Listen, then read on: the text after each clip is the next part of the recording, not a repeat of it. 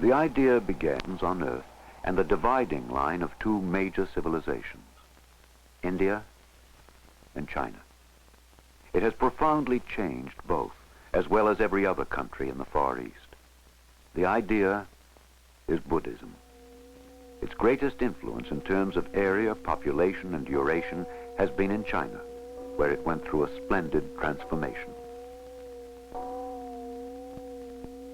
It was about 500 years before Christ.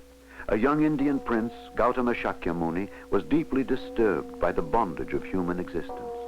Birth, age, illness, and death.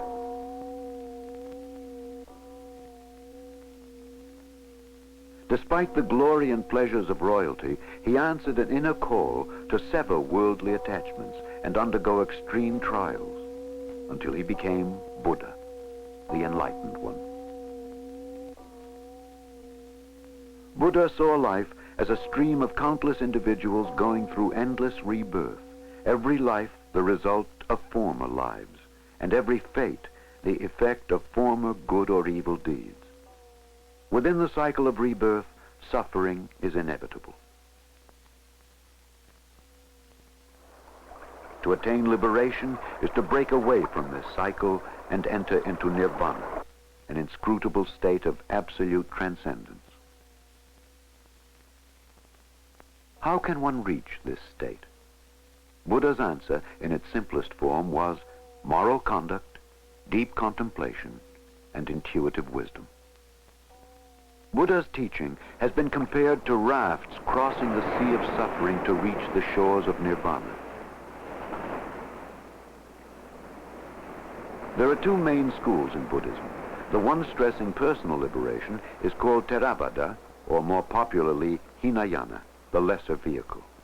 And the one stressing universal liberation is called Mahayana, the greater vehicle.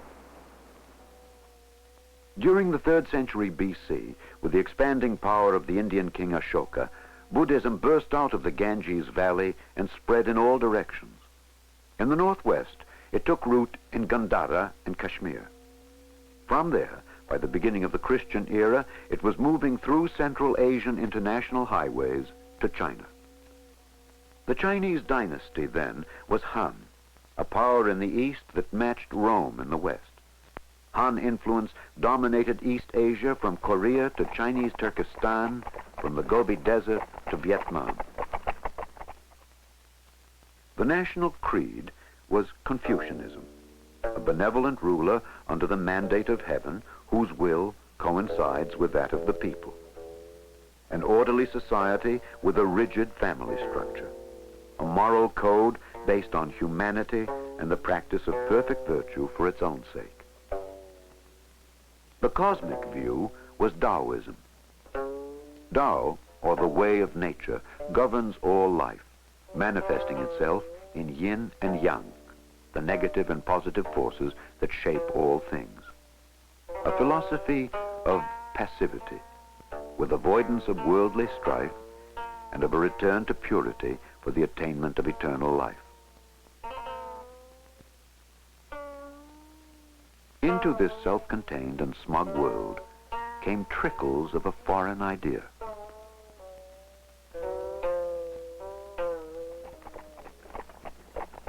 The White Horse Temple, reputedly the first Chinese Buddhist monastery, was founded on the legend that Buddha appeared as a golden deity in the dream of Emperor Ming. The earliest historical mention of a Chinese Buddhist community occurred in 65 AD. By the middle of the 2nd century, Buddha was worshipped in the palace along with Taoist deities. But not until the period after the collapse of the Han Empire did Buddhism gain real momentum in China. In the north, under the invading Turkic and Tibetan tribes, incessant warfare, chaos, and misery provided a climate ripe for a religion affording physical and spiritual refuge to the masses. By entering monkhood, common people escaped military and labor services as well as taxation. Non-Chinese rulers, unshackled by Confucian and Taoist traditions, embraced this non-Chinese faith to ensure their victory and prosperity. They listened to advice from monks who exercised a restraining influence over wanton killing through the preaching of compassion, thus endearing themselves to the downtrodden Chinese. In the south, where the Chinese court found haven, uncertainty and frustration favored the growth of metaphysical speculation. Neo-Taoists considered inactivity as virtue and non-being as the origin of all things. The sage must identify himself with non-being, which is oblivious of self and others, life and death, right and wrong. This seemed to mirror the basic Buddhist ideal of emptiness. Thus, a sympathetic dialogue developed between the learned monks and the literati, whose influence enabled Buddhism to gain converts among royalty and the rich. In the chaos of 4th century China, the philosophical foundation of Chinese Buddhism was laid by a few eminent monks such as Dao An, who merged two main currents of Buddhist thought, the practice of meditation and the doctrine of emptiness. His disciple, Hui Yuan, likened the indestructibility of the spirit to the endless transmission of fire from wood to wood, and argued at court that monks be exempt from bowing to the emperor. Another eminent monk, Dao Sheng, propagated the fundamental Mahayana tenet that all sentient beings possess the Buddha nature and are capable of becoming Buddha. He pioneered in the belief of sudden and complete enlightenment after a long process of religious training. And Buddhism began to change the Chinese landscape. The strategic point for transmitting Buddhism into China was Dunhuang, where the northern and southern overland routes met. As early as the middle of the 4th century, cave temples were carved out of the hills to serve traveling monks and native believers. Eventually, this became a center of devotion for the next 1,000 years, and a depository of Buddhist art to this day. Through Dunhuang, two great events occurred at the turn of the century. In 399, Fa Xian, the first Chinese monk to complete his pilgrimage to India, started his journey. In 401, from Kucha, the high monk Kumarajiva traveled to the capital Chang'an to begin his monumental project of rendering into Chinese some of the most important Mahayana scriptures. The Chinese traveler survived untold hardships to reach sacred sites along the Ganges and study holy teachings at the source. Later, he sailed to Ceylon for a short stay. Then, after 200 days at sea, he returned home in 414. By that time, the north had been unified by a Turkic tribe whose emperors identified themselves with Buddhas. The founder of this Northern Wei dynasty encouraged the erection of images and temples and invited a monk to be imperial advisor. However, a Chinese Taoist and a Confucian minister convinced the third Northern Wei emperor that Buddhism was a fictitious foreign religion. Thus, the first of three great persecutions of Buddhism in Chinese history began. In 446, a drastic edict was issued to destroy all stupas, paintings, and sutras, and to execute all monks. Restoration came swiftly after the ruler died 8 years later. The succeeding emperor considered himself the reincarnation of Buddha and appointed Tan Yao the chief of monks in 460. As a symbol of the permanence of Buddhism, he created the cave temples of Yunkang. In the first group of caves appeared 5 gigantic Buddha figures representing the past emperors.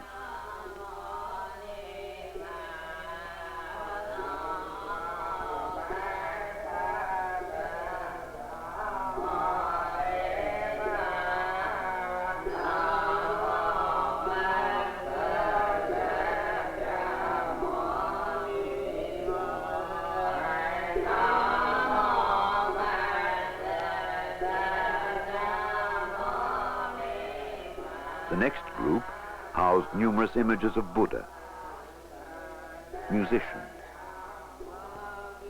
and donors, and bodhisattvas who refrained from entering nirvana in order to save other sentient beings.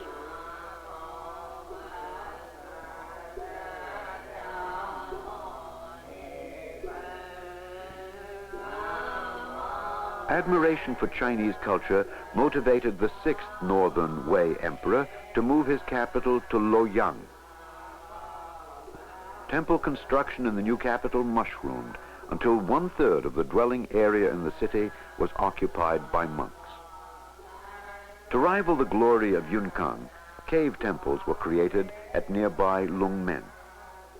In a cave sponsored by the imperial family, we can still see the magnificence of the processions of emperors and empresses paying respect to the Buddha. Meanwhile, the south produced its Buddhist monarch, Emperor Wu of the Liang dynasty, whose hair was shaved to symbolize devotion. He constructed numerous temples, gave up wine and meat, and prohibited the use of living things in medicine and sacrifice. He convened assemblies to elucidate sutras, with audiences as great as 50,000, including envoys from Persia, Khotan, and Korea. Back in the north, another Emperor Wu, but of the northern Zhou dynasty, had a different vision. Aiming to restore the glory of ancient China, he favored Confucianism and charged Buddhism with fostering disloyalty toward the country and breaking down filial piety at home.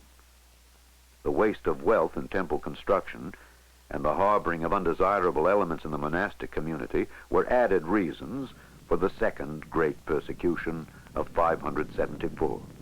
Before Emperor Wu died 4 years later, tens of thousands of temples were appropriated by the imperial family and the aristocracy, and probably more than 1 million monks and nuns were defrocked.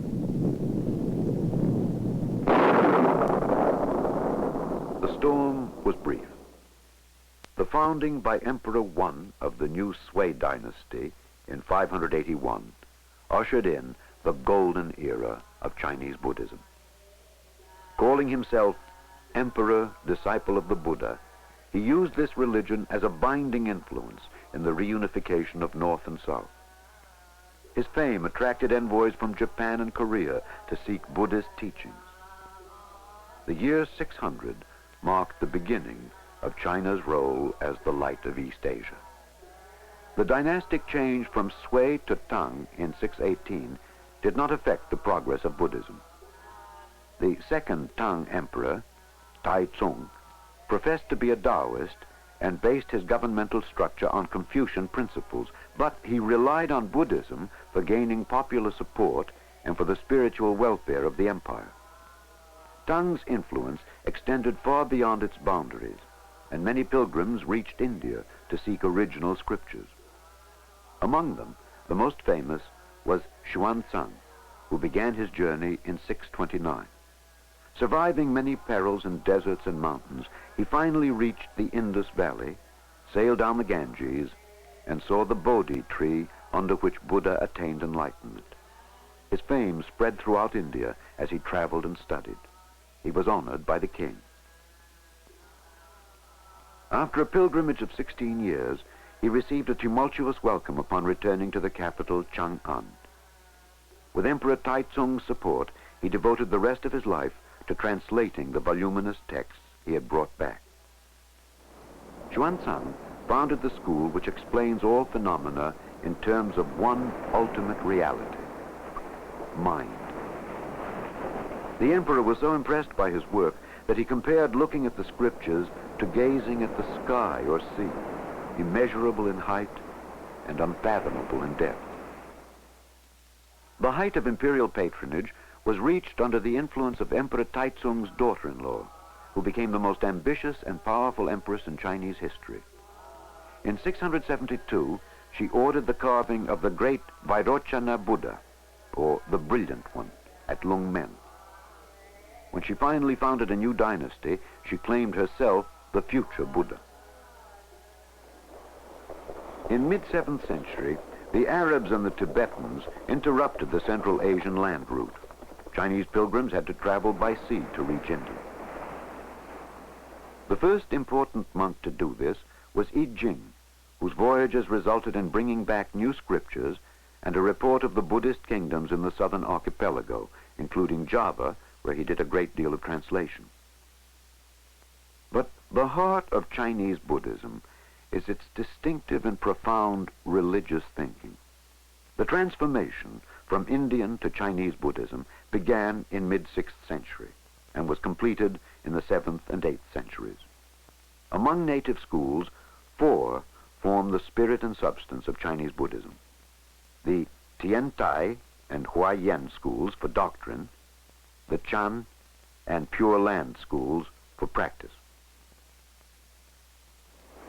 All 4 belong to Mahayana, or the greater vehicle, which believes that universal liberation for all sentient beings is the aim of the Buddha.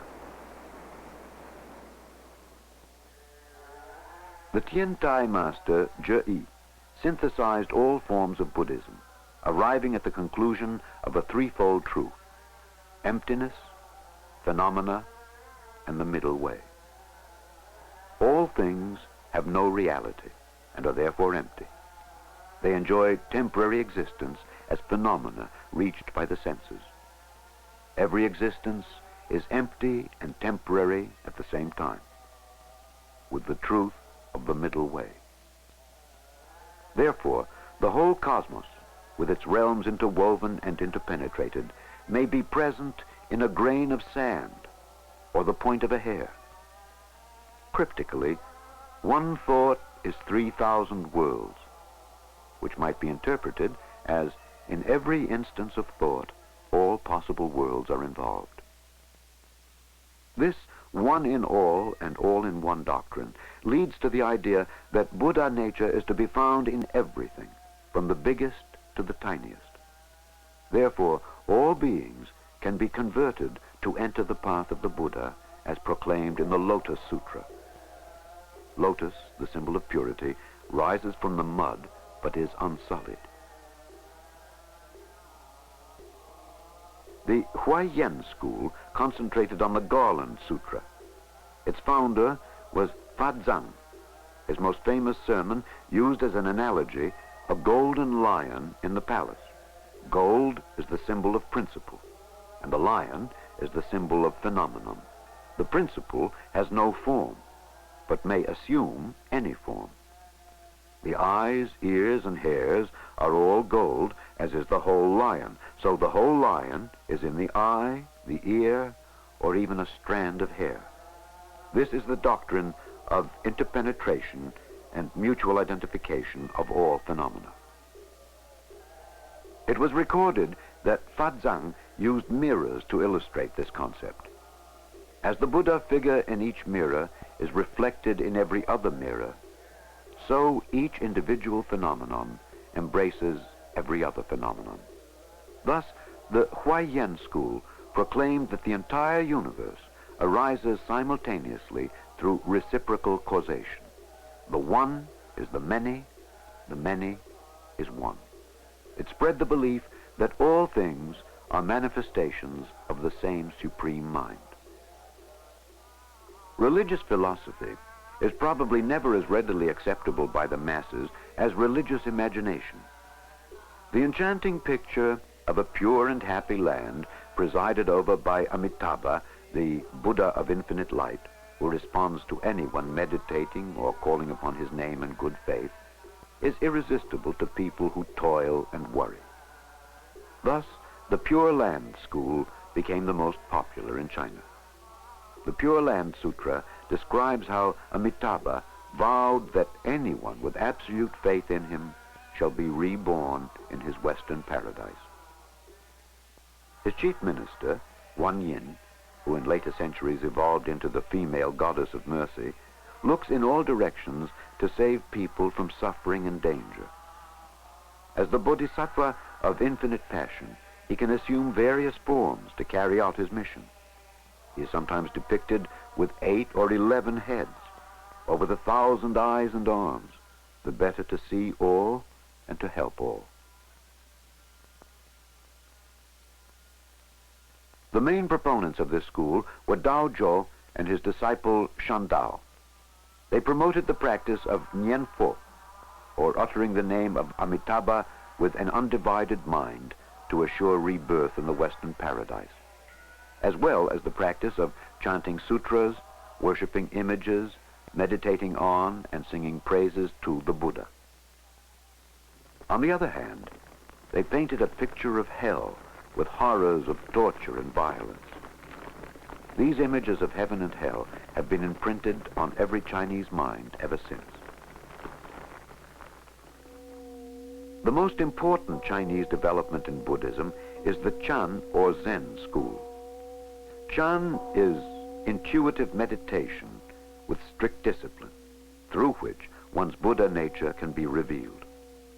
Legend has it that Bodhidharma, the first patriarch of Chan, crossed the Yangtze River on a reed branch to the north, where he sat in front of a wall for 9 years. The story illustrates the emphasis of Chan on inner enlightenment, without words, images, temples, or sutras. The argument among believers over gradual enlightenment versus sudden enlightenment split Chan into 2 sub-schools, the northern and the southern. The 6th patriarch, Hui Nong, and his disciples championed the idea that intuitive wisdom and enlightenment come suddenly. This southern school eventually prevailed over the northern. Chan masters differ in teaching. Some use enigmatic utterings, gestures, or acts ranging to the extreme of scolding and beating. Some use the case method of question and answer. Some practice meditation in silence. But all consider words a poor medium and logic self-defeating. After all, everyone has within himself the Buddha nature. One only has to awaken it, to attain a sudden flash of insight for the unity of all existence in a great tranquility, the true emptiness. While intellectual followers of Chan lived in simplicity, the popular Buddhist church catered to imperial favor and attracted the multitude by staging celebrations and memorial services, and by offering vegetable feasts, storytelling lectures, and colorful festivals. Such activities exerted a tremendous influence on Chinese folk art and literature. By the 9th century, the wealth and power of the church had nurtured corruption within and incurred hatred and jealousy without. The form prospered, the substance decayed. The government, weakened by rebellions and misrule since 755, looked hungrily at the loss of revenue resulting from the tax-exempt status of the church. This brought about the 3rd great persecution of 845, which spared only a few temples. In all, 4,600 monasteries, 40,000 temples and shrines were demolished. 260,000 monks and nuns were defrocked, and 150,000 slaves taken over. Hundreds of millions of acres of temple land were confiscated, and an untold number of gold, silver, bronze, and iron images melted. Although the next year the emperor died and revival began with the new ruler, this persecution nevertheless marked the end of the golden period of Chinese Buddhism. Tang ended in 906. In the next half-century, 5 dynasties and 10 kingdoms once more engaged in chaotic struggles. Declining Buddhism served only to shore up the dreams of the temporary rulers and to give solace to insecure people. The brutality of life sharpened their yearning for rebirth in the Pure Land. The popularity of Guanyin amounted to a universal begging for mercy. The desire for multiple copies of sutras, spells, and images must have spurred the invention of block printing sometime during the 7th to 8th century. The oldest extant printed book, dated 868, was of excerpts from the Diamond Sutra, distributed freely by the donor as a memorial to his parents. A landmark in the history of printing was the 10th century edition of the Chinese Tripitaka, or complete Buddhist canon, printed from 130,000 engraved blocks. It was ordered by the founder of the Sung dynasty, who reunified China in an uneasy peace with northern non-Chinese powers. This set is a later edition that retains the same scope and form.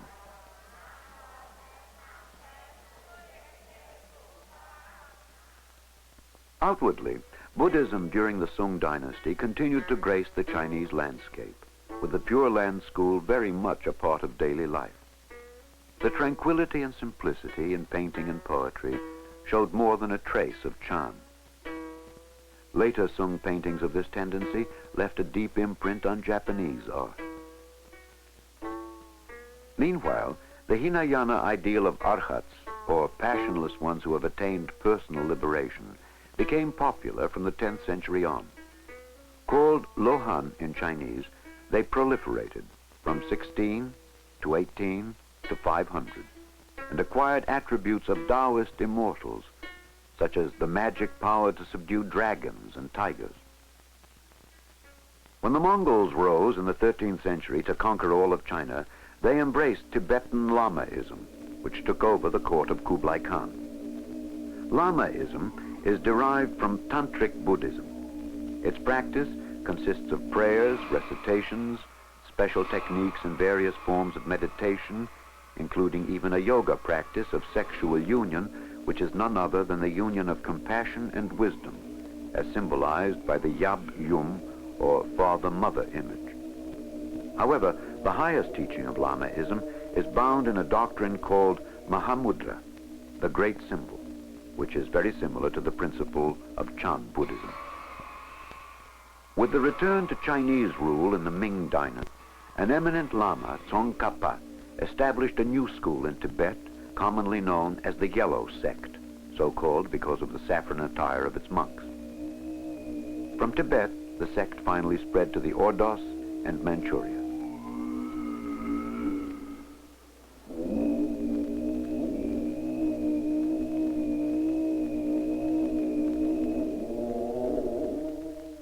Based upon the adage that different paths lead to the same goal, the Chinese tendency to synthesize and harmonize has succeeded in merging Buddhism with Confucianism and Taoism.